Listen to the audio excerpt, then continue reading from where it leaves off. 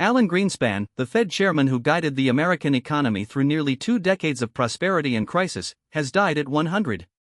The New York Times reported his passing on Monday at his home in Washington, with his wife, Andrea Mitchell, the chief Washington correspondent for NBC News, confirming the cause was complications of Parkinson's disease.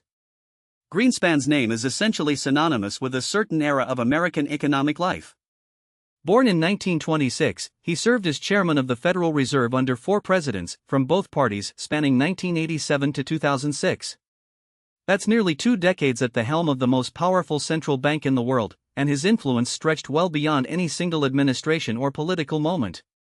He was described by the Times as the preeminent economic policymaker of his time and arguably the most recognizable economist of any era. That's a remarkable distinction. Think about how many economists have ever become household names. Greenspan was one of the rare few.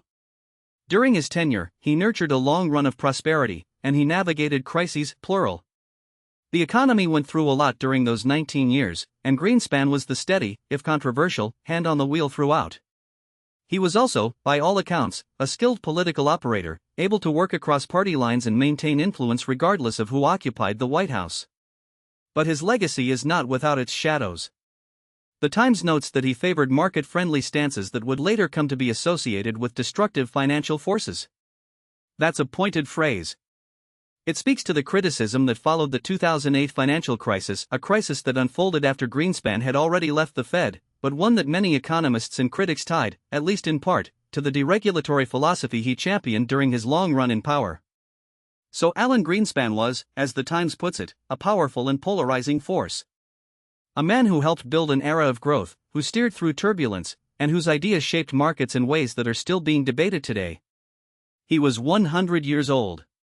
This has been a look at the life and legacy of Alan Greenspan, a figure whose fingerprints remain all over the American economy.